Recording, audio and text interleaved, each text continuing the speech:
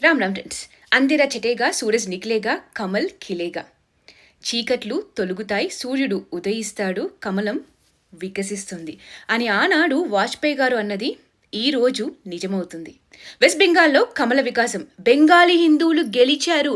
For the first time in 74 years west బెంగాల్లో కాషాయ జెండా ఎగరబోతుంది. కానీ ఇది ఒక్క రోజులో దక్కిన విజయం మాత్రం కాదు.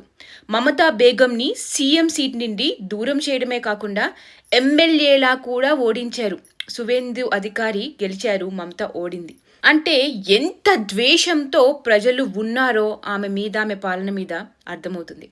ఇన్ని రోజులు అక్రమ వలసదారుల ఓట్లతో, రోహింగ్యాల ఓట్లతో గెలుస్తూ వచ్చింది. ఇది ఒక్క ఫలితం కాదు. వెస్ట్ బెంగాల్లో గెలుపు ఒక కేస్ స్టడీ. అబ్దుల్లాలు మెజారిటీగా ఉన్న ప్రతి ప్రాంతంలో వెస్ట్ బెంగాల్ తరహాలో అలాంటి పద్ధతే పాటించాలి. ముఖ్యంగా తెలంగాణ ఓల్డ్ సిటీలో కూడా చాలా కాన్స్టిట్యుయెన్సీలో అలానే దొంగ ఓట్లు వేస్తూ ఉంటారు. శ్యామ్ ప్రసాద్ ముఖర్జీ గారు ఎక్కడున్నారో ఈ రోజున సంతోషిస్తూ ఉంటారు. ఒక బెంగాలీ అయిన వెస్ట్ బెంగాల్లో ఎన్నో ఏళ్ల క్రితం మొదలుపెట్టిన యజ్ఞం ఇది. జన్సంఘ్ ఏర్పాటు చేశారు శ్యామ్ ప్రసాద్ ముఖర్జీ గారు. కాషాయ జెండా కోసం, కమల వికాసం కోసం పనిచేశారు. ఎక్కడ గెలుస్తారో అని 18 నెలల్లోనే ప్రాణాలు తీశారు కమ్యూని, క్రిస్టా అండ్ అబ్దుల్లా సంత. ఆనాటి జనసంఘే ఈరోజు భారతీయ జనతా పార్టీ. ఆయన త్యాగ ఫలితమే ఈ రోజున ఈ గెలుపు. ఇక్కడ బీజేపీ వ్యూహంని ప్రశంసించాల్సిందే. అసలు నిలబెట్టిన క్యాండిడేట్స్ని నిజంగా చూడాలి, ఒక్కొక్కరి గురించి తెలుసుకోవాలి. ఒక్కొక్కరు తొక్కపడ్డ మమతా దౌర్జన్యానికి బలి అవ్వబడ్డ వాళ్లే. జనాల్లో ఒక్కరే. ఏమి గుర్తుందా? 85 ఏళ్ల శోభా మజుందార్ టీఎంసీ గూండాలు దారుణంగా గాయపరిచారు 2021 ఎలక్షన్ల తర్వాత.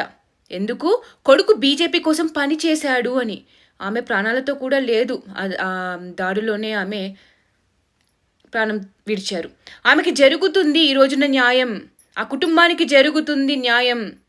ఎక్కడ ప్రజాస్వామ్యం, ఎక్కడ రాజ్యాంగం, ఎక్కడ లా అండ్ ఆర్డర్ అని అడిగినవాడు లేడు ఆ రోజున. ఒక్క సో కాల్డ్ ఇండిపెండెంట్ గంజాయి మొక్క కూడా ఇది తప్పు అని వీడియో చేసిందే లేదు ఆ రోజున. ఇంకొకరు, ఈమెవరో తెలుసా? రేఖా పాత్ర. సందేశ్ కలి సామూహిక గ్రేప్లో బలి అయిన వీర వనిత. టీఎంసీ క్యాండిడేట్ పైన 5,000 ఓట్లతో విజయం సాధించింది ఈ రోజున. వెనకడుగు వేయకుండా, జరిగిన దానికి భయపడకుండా. ఈవిడ రత్న దేబ్నాథ్ ఆర్జేకర్ హాస్పిటల్ గ్రేప్లో బలి అయిన ఆడపిల్ల అమ్మ. అదే గ్రేప్లో భాగస్వామ్యులైన వారిని కాపాడి కొమ్ము కాసింది మమతా బేగం. బయటికి వచ్చినందుకే ఇలా అయ్యింది అని నీచమైన కామెంట్స్ చేసింది. అర్ధరాత్రి కూడా కాదు, రాత్రి బయటికి ఎందుకు వచ్చారు అని. టీఎంసీ గూండాలు ఆమె జుట్టు పట్టుకొని పీకితే న్యాయం జరిగే వరకు జుట్టు దువ్వుకోనని సంకల్పం చేసి బరిలోకి దిగింది. ఆమె ఎన్నికల ప్రచారానికి వెళ్తే ఒక్కొక్కరు ఎంత భావోద్వేగానికి గురయ్యారో మీరే చూడొచ్చు ఇక్కడ. ఇది ప్రజల మనసు గెలుచుకోవడం. ఆమె గెలుపు ఒక ఆడపిల్లకి జరిగిన అన్యాయానికి పునాది. ఇప్పుడు ఆమె ఒక ఎమ్మెల్యే. మరెందరో ఆడపిల్లల మాన ప్రాణాలను తప్పక రక్షించే పనుల్లో అయితే ఉంటారు. 28,000 ఓట్ల మెజారిటీతో గెలిచారు ఈ రోజున. ఈమె కాళితా మాజీ. ఇళ్లలో పనిచేసి బ్రతుకు నెట్టుకొస్తుంది. టీఎంసీ గూండాలు ఈమెని ఊరికే భయపెట్టేవాళ్ళు, హింసించేవాళ్ళు, హరాస్ చేసేవాళ్ళు. ఎందుకు? బీజేపీకి మద్దతిస్తుందని. 12,000 ఓట్లతో గెలిచింది ఈ రోజున. ఈవిడ భర్తని టీఎంసీ గూండాలు పైకి పంపేశారు. అయినా కసితో బీజేపీ కోసం పనిచేసింది. ఇలా ఒక్కొక్కరిది ఒక్కో వ్యధ, ఒక్కో కథ. నేను గ్రేప్ అని వాడడం కానీ, పైకి పంపించారు అనడం కానీ కమ్యూనిటీ గైడ్లైన్స్లో దొరకకుండా వాడే పదాలు అర్థం చేసుకోవాలి. సో దృఢంగా బీజేపీతో నిల్చున్నారు వీళ్ళంతా. ధర్మం వైపు నిల్చున్నారు. ధర్మో రక్షతి రక్షితః జరిగి తీరుతుంది. ఎవరు ఎంత భయపెట్టినా, ఏం చేసినా వెనకడుగు వేయలేదు వీళ్ళు. Kudos salute to West Bengal Hindus. మీరు ఆదర్శం కావాలి ఈ రోజున హిందువులకి. వెస్ట్ బెంగాల్ హిందువులు ఆదర్శం కావాలి హిందువులకి. అసలు ఇలాంటి వారిని క్యాండిడేట్లుగా పెట్టే దమ్ము ఏ పార్టీకైనా ఉందా? ఒక్క భారతీయ జనతా పార్టీకి, అమిత్ షా, మోదీజీకి తప్ప. This is BJP, one and only party who respects common people and especially women. Mamata Banerjee వెనకొండి నడిపించే అల్లుడు అభిషేక్ బెనర్జీ ఒక ఐపీఎస్ ఆఫీసర్, అధికారి. అజయ్ పాల్ శర్మ అక్కడ లా అండ్ ఆర్డర్ కంట్రోల్ చేయడానికి తన డ్యూటీ తను చేస్తుంటే మే 4th తర్వాత దేశంలో ఎక్కడున్నా లాక్కొని ప్రాణం తీస్తామని ఓపెన్ ధమ్కి ఇచ్చాడు ఎలక్షన్ల ముందు. అసలు ఎంత దమ్ము ధైర్యం ఉండి ఇలాంటి పనులు చేస్తారు వీళ్ళు, మమ్మల్ని ఎవ్వడు అడిగేవాడు లేడని. గంపగుత్తుగా అబ్దుల్లా ఓట్లు వేస్తారు, మేము ఎలా అయినా గెలుస్తామని. ఇమాజిన్, ఒక ఐపీఎస్ ఆఫీసర్కే గెలిస్తే బతకవురా అని ధమ్కిచ్చిన వీళ్ళు మామూలు జనాలను బీజేపీకి ఓటు వేశారు అని తెలిసిన వాళ్ళని ఏం చేసేవాళ్ళు. లాస్ట్ టైం గెలవగానే ఇంటింటికి వెళ్ళి బీజేపీ కోసం పనిచేసిన వాళ్ళని వెతికి పైకి పంపించేశారు, దాడులు చేశారు, అతి దౌర్జన్యం చేశారు. వీళ్ళందరికీ ఈ రోజున న్యాయం జరిగింది. ఈమెయితే కడుపుతో ఉంది, ప్రెగ్నెంట్ అని కూడా చూడలేదు. ఒకవేళ ఓడిపోతే మాత్రం దేవుడా హిందువుల పరిస్థితి ఏంటి వెస్ట్ బెంగాల్ అని రోజు ఒక భయం ఉండేది నాకు. గెలుస్తుందని ఎంత నమ్మకం ఉన్నా చిన్న భయం.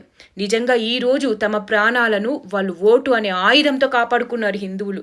ఒక ఓటు ఏం చేయగలదు అంటే వెస్ట్ బెంగాల్ని చూడండి. వెస్ట్ బెంగాల్ మరొక బంగ్లాదేశ్ కాకుండా ఆపుకున్నారు హిందువులు. వాళ్ళ ఇల్లుని కాపాడుకున్నారు హిందువులు, వాళ్ళ రాష్ట్రాన్ని కాపాడుకున్నారు హిందువులు. హిందువులు కలిసికట్టుగా ఉంటే సంఘటితం అవుతాయి. ఇంతింతై వటుడింతై మరియు దానింతై నభోవీధిపై నంతై తోయద మండలాభ్రమున కల్లంతై ప్రభారాశిపై నంతై చంద్రుని కంతయై ధ్రువుని పైనంతయై మహర్వాటిపై నంతై సత్యపదోన్నతుండగుచు బ్రహ్మాండంత సంవర్ధియై అన్నట్టు అలా అలా అలా ఎక్కడికో వెళ్తారు, ఎవ్వడు టచ్ చేయలేడు హిందువుల్ని.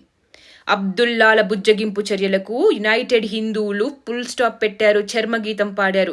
మైనారిటీ బుజ్జగింపు చేస్తే హిందువులను సెక్యులరిజం పేరిట తొక్కి పెడితే ఊరుకునేది లేదని సంఘటితమై నేను మాత్రం ఒక సమిధనై అనుకుంటూ ఇళ్ల నుండి బయటికి వచ్చారు.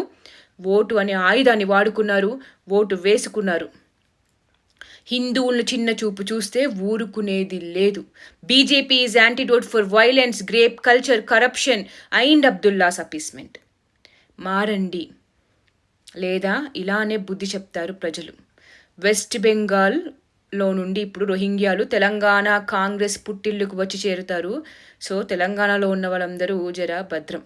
ఇక తమిళనాడు సనాతన ధర్మాన్ని డెంగీ మలేరియాతో పోల్చి నిర్మూలిస్తామన్నోడిని ఎరేస్ట్ చేసేశారు ప్రజలు, నిర్మూలించేశారు, ఓడించేశారు జనం అక్కడ.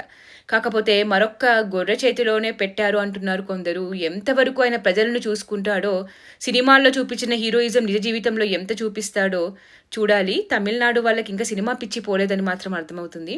అస్సాం అయితే క్లీన్ స్వీప్. ఉన్నది ఎవరక్కడ? హిమాంత బిశ్వ శర్మ మామ. అక్కడ 4 పెళ్లిళ్ళు, 40 బచ్చీలు, నహీ చల్తా, అరెస్ట్ హోతా, జైలు జాతా. అక్రమ వలసదారులని తరిమేస్తున్నాడు, పార్సల్ చేస్తున్నా అని గర్వంగా సగర్వంగా చెప్పుకుంటున్నాడు. ఒక షేర్ లాగా యాంటీ కన్వర్జన్ లా తెచ్చాడు. మతం మారిస్తే జైలుకే, అది దమ్మున్న నాయకుడు. అసలు యువత అయితే హిమాంత మామ అనుకుంటూ ఎంత ప్రేమ చూపిస్తున్నారు, ఆప్యాయంగా మాట్లాడుతున్నారు.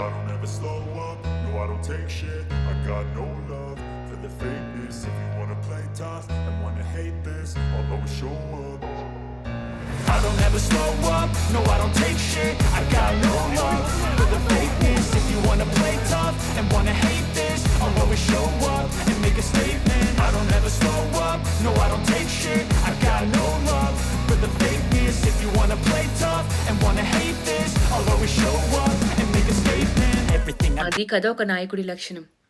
ఇలా హిందువుల కోసం పనిచేసే వాళ్ళని, అక్రమ వలసదారులని తరిమేసే వాళ్ళని గెలిపించుకోవాలి హిందువులు. ఇక కమ్యూనిక్రిస్టులకి హలో ఉన్నారా ఎక్కడన్నా? ఈ దేశంలో ఉన్న రాష్ట్రాలు 0. ఇకనైనా దేశద్రోహ చర్యలు ఆపండి. చైనా బూట్లు నాకే వీళ్ళు ఏం మారతారులే. విసర్జించిందే తినే జాతి ఇది మాత్రమే. బర్నర్లు కొనుక్కోండి, లేదా మీకు ఉన్నది కదా ఈవీఎం ట్యాంపరింగ్, ఓట్స్ డిలీషన్ అని వీడియోలు చేసుకుని సంబరపడిపోండి. ఇదిగో వీడి ఇంకొక జోకర్ ఫెలో రాహుల్ ఖాన్. కేరళలో గెలవగానే సూపర్ కేరళ వాసులు మమ్మల్ని గెలిపించారు, మా మీద నమ్మకం ఉంది, కేక తోపు తురుమన్నాడు. వెంటనే బెంగాల్లో బీజేపీ ట్యాంపరింగ్ చేసింది, ఇదంతా చీటింగ్ అని మొదలుపెట్టాడు. ఇంకా వీళ్ళను మోసే ఛానళ్లను నమ్మే హిందువులకు బుద్ధి రావాలి.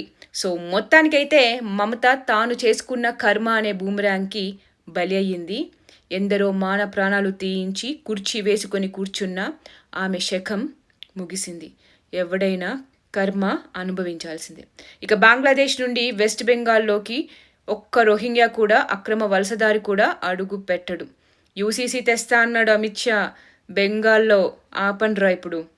అంతేకాదు బార్డర్ సెక్యూరిటీకి భూమి ఇవ్వమంటే నెత్తి నోరు మొత్తుకుంది. ఎక్కడ ఫెన్సింగ్ వేసేస్తే పాపం ఆమె అక్రమ వలసదారులను తెచ్చుకోలేదు కదా.